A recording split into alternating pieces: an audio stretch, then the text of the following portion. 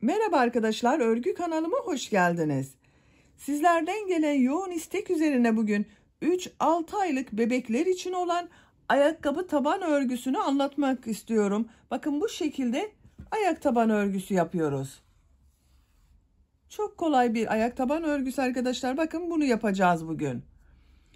Bu şekilde ayak taban örgüsü hazırlayarak istediğiniz modellerde ayakkabılar yapabilirsiniz. Bakın ben bugün kız bebekler için yaptım. Bu şekilde aynı ayak taban örgüsünü erkek bebekler için de yapabilirsiniz. İstediğiniz marka iplikleri kullanarak bu ayakkabıları yapabilirsiniz. Bakın bebek iplikleriyle yapabilirsiniz. Ben genellikle yaptığım ayakkabıları bebek takımları için yaptığımdan takımlarda kullandığım iplikler ile ayakkabının örgüsünü yapıyorum. O yüzden genellikle bebek iplikleri kullanıyorum. Ama siz istediğiniz marka iplik ve renkleri kullanarak ayakkabılarınızı ve bu ayak tabanını örgüsünü yapabilirsiniz. Bakın ben bugün pembe renk iplik ile anlatıyorum. Patik iplikleri de kullanabilirsiniz. Koton iplikler de kullanabilirsiniz. Merserize iplikler de akrilik iplikler de arkadaşlar. Bakın bu şekilde. Yapacak olduğunuz bebeğin büyüklüğüne göre başlama zincir sayısını istediğiniz kadar yapabilirsiniz. Hangi yaş ve ay için yapacaksanız da bu diğer işlemler aynı olacak arkadaşlar. Sadece bu arada yaptığımız trabzan sayısı değişecek.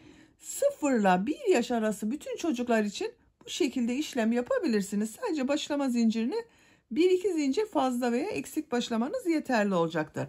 Ben bugün bu ayakkabı tabanını 3 aylık bebek için yapıyorum. Bugünkü yapacak olduğumuz ayak taban örgüsünü ölçelim isterseniz arkadaşlar.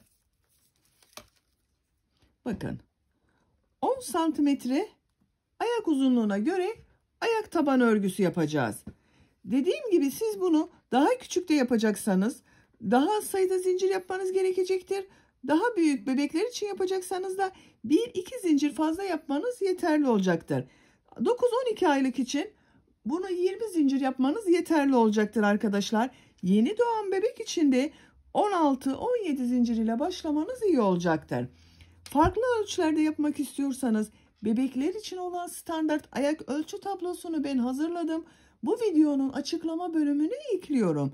Siz izlediğiniz bu videonun açıklama bölümünde bulunan o ayak taban ölçüsüne göre bu ayakkabı tabanını başlarsanız istediğiniz ay için bu ayakkabıları yapabilirsiniz.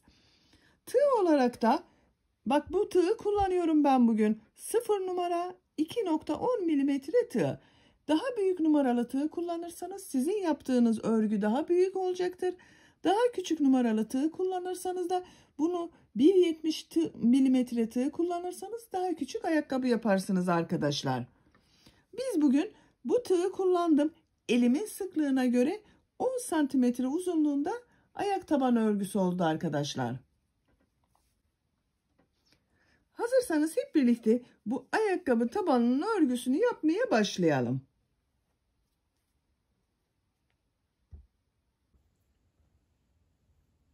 Ayakkabının örgüsüne taban örgüsünü yaparak başlıyoruz. Taban örgüsüne başlamak için zincir yapıyorum. Ben ilk ilmeği bak bu şekilde yapıyorum. Size nasıl kolay geliyorsa ilk ilmeği öyle yapabilirsiniz. Başlangıç için 18 zincir yapıyorum.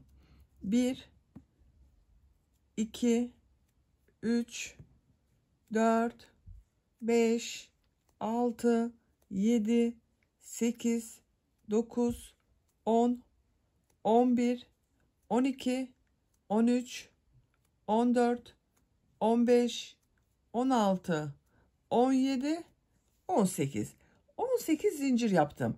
Ben bugün bu ayakkabıyı 3-6 aylık bebek için yapıyorum. 18 zincir yaptım. Siz yeni doğan bebek için yapacaksanız 16 veya 17 zincir yapmanız yeterli olacaktır. Yeni doğanlar için 16 zincir yeterli arkadaşlar. Biraz büyük olsun derseniz 17 zincir yapmanız yeterli olacaktır. Daha büyük 6 aylık bebek için yapıyorsanız bunu 19 zincir yapabilirsiniz. 9-12 aylık bebek için yapıyorsanız da 20 zincir ile başlamanız iyi olacaktır. Bir ilmek atlıyorum. İkinci ilmek içine 2 sık iğne yapıyorum. Bak aynı ilmeğe 2 sık iğne yapıyorum. Burası ayakkabının topuk bölümü olacak. 7 sık iğne yapıyorum. 1 2 3 4 5 6 7 sık iğne yaptım bak. Tığ üzerine iplik alıyorum. Bir yarım trabzan yapıyorum. Bak, yarım trabzanı şu şekilde yapıyorum. Zincire tığ takıyorum. İlmek aldım. Tığ üzerinde 3 ilmek var. 3'ün içinden bir defa da çekiyorum. Yarım trabzan oluyor. Takip eden 6 zincir üzerine trabzan yapıyorum. Trabzanı 2 defa da çıkarıyorum. Bak, tığ üzerine iplik alıyorum. 1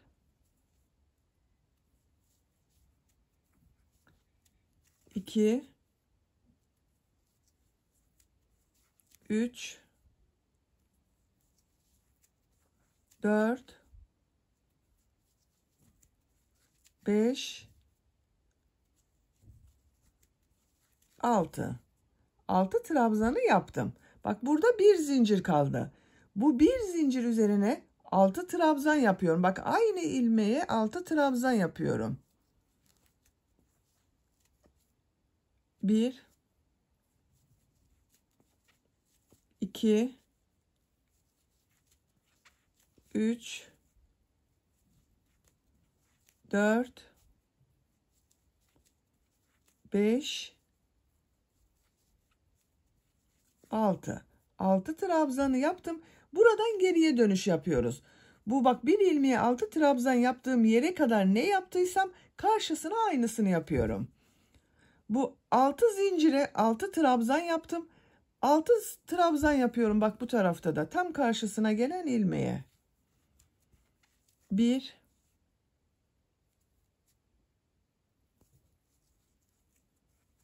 2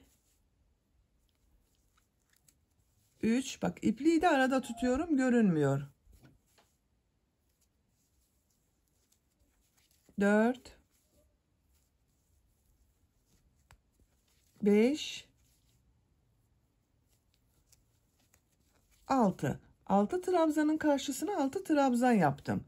Burada bir yarım trabzan yaptım. Tam karşısına yarım trabzan yapıyorum. Bak, tığ üzerine iplik alıyorum. Yarım trabzan yapıyorum. Şu ipliğin ucunu kesebilirim.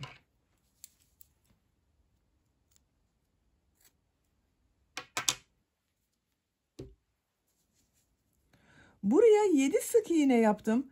Tam karşısına 7 sık iğne yapıyorum. Bak, her ilmeğe bir sık iğne yapıyorum. 1 2 3 4 5 6 7 sık iğneyi yaptım. Sıra başında bir ilmeğe 2 sık iğne yaptım. Karşısına da bak 2 sık iğne yapıyorum. Aynı ilmeğe 2 sık iğne yapıyorum. Bu son ilmek ile bak, burada yaptığım ilk ilmeği ilmek kaydırma yaparak sırayı birleştiriyorum. Bakın arkadaşlar, ilk sırasını tamamladık. Görüntüsü böyle oldu. İkinci sıradayız. 2 zincir yapıyorum. Burada yaptığım bak 2 sık iğnenin üzerine ikişer defa trabzan yapıyorum. Tığ üzerine iplik alıyorum. İlk ilmek üzerine 2 trabzan yapıyorum. 1 2 ikinci ilmek üzerine de 2 trabzan yapıyorum. 1 2, bak 2 ilmek üzerine 2 trabzan yaptım. Takip eden ilmekler üzerine trabzan yaparak devam ediyorum. Burada bir ilmeği 6 trabzan yaptım. Buraya kadar trabzan yapıyorum. 1 2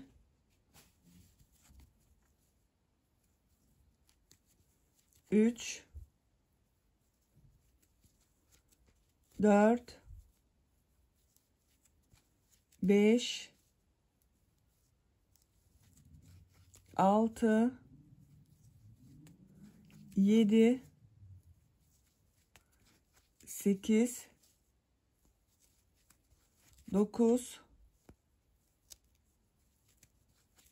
10, 11, 12, 13, 14. Bak, bu bir ilmeği 6 trabzan yaptığım yere geldim. 14 trabzan yaptım buraya. Bu 6 trabzan yaptım. Hepsinin üzerine ikişer defa trabzan yapıyorum bak.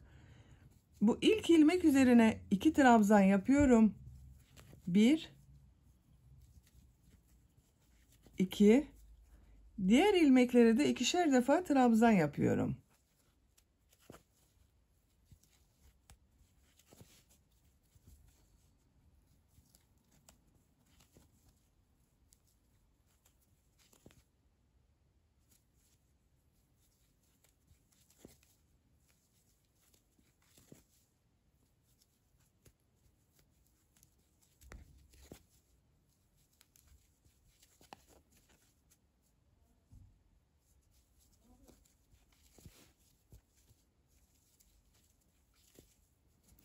Bakın arkadaşlar.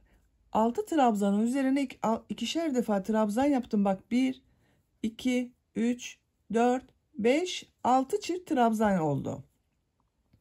Burada da bir yuvarlak görüntü elde ettik bakın. Burası ayakkabının ön bölümü olacak. Diğer ilmeklere trabzan yaparak devam ediyorum. Bak burada 14 trabzan yaptım. Buraya da 14 trabzan yapıyorum. 14 trabzan yaparak bu 2 ilmek kalasıya kadar devam edelim. 14 trabzanı yaptım. Bak burada 2 ilmek kaldı. Bu 2 ilmek üzerine ikişer defa trabzan yapıyorum.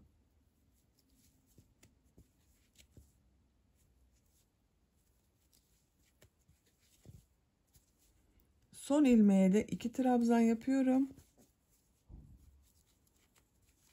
Sıra başında da bak burada 2 ilmeğe 2 trabzan yaptım. Sıra sonunda da 2 ilmeğe 2 trabzan yaptım.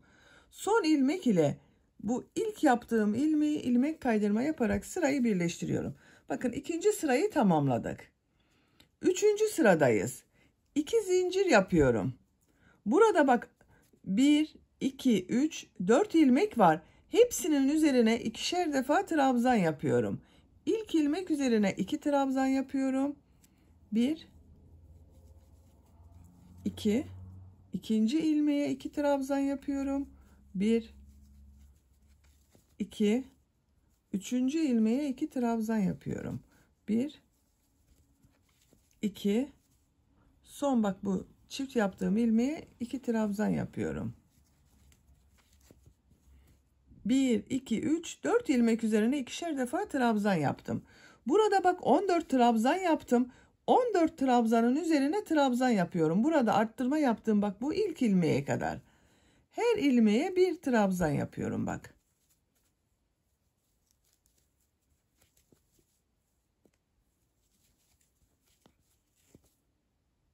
14 trabzanı yapalım.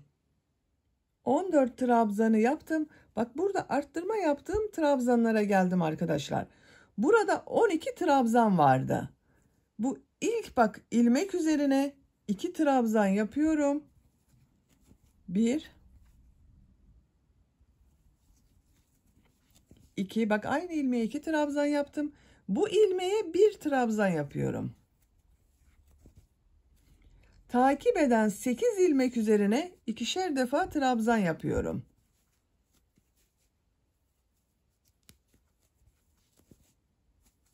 Bak 1, 2,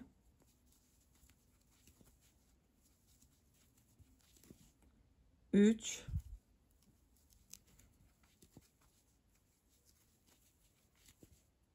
4,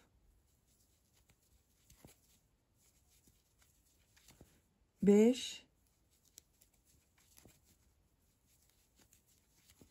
6,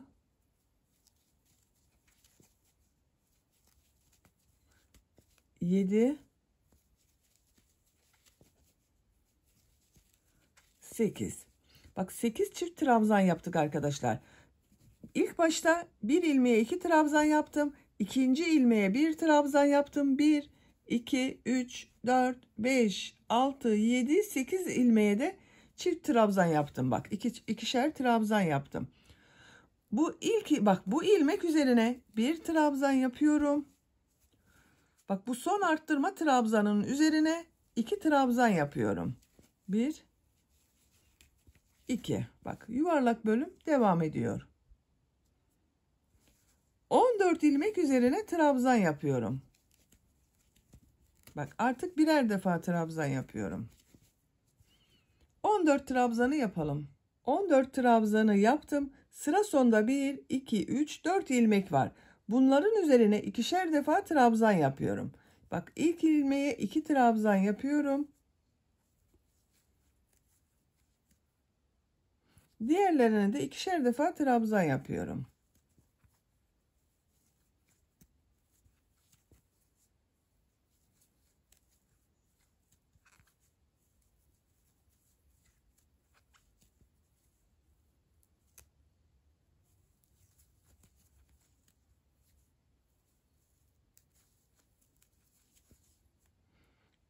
Dört ilmek üzerine ikişer defa trabzan yaptım. Son ilmek ile ilk ilmeği ilmek kaydırma yaparak sırayı birleştiriyorum.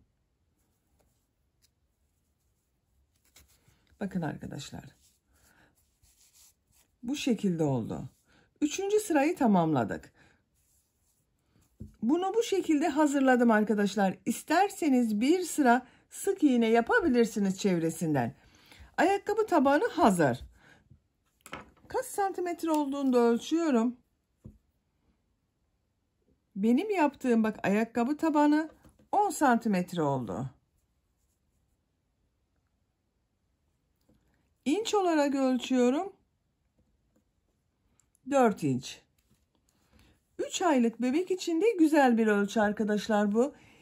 Ayakkabının tabanını bu şekilde hazırlamış olduk. Ben bugün bu ayakkabı tabanını 3 aylık bebek için yaptım. Üzerine ayakkabının modelini yapacağız. Siz bu ayakkabı tabanının üzerine istediğiniz modelleri yapabilirsiniz. Bakın ben bugün bunu yapıyorum. Bu ayakkabıyı yapıyorum arkadaşlar. Ayakkabı tabanını hazırladım.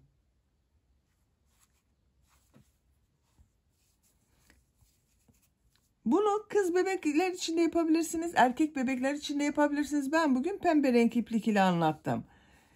Beni dinlediğiniz ve izlediğiniz için hepinize çok teşekkür ederim. Örgü kanalıma abone değilseniz abone olmayı unutmayın lütfen. Örgü kanalıma abone olmak ücretsiz. Örgü kanalıma ücretsiz abone olup orada bulunan zil şeklinde dokunarak açık yaparsanız kanalıma video yüklediğim zaman ilk önce size bildirim gelir. Örgülerimden herkesten önce sizin haberiniz olur. İzlediğiniz videolarıma beğeni ve yorumlarınızı yaparsanız çok sevinirim arkadaşlar. Sizlerle yeni örgülerde görüşmek dileğiyle. Hoşça kalın, sevgiyle kalın.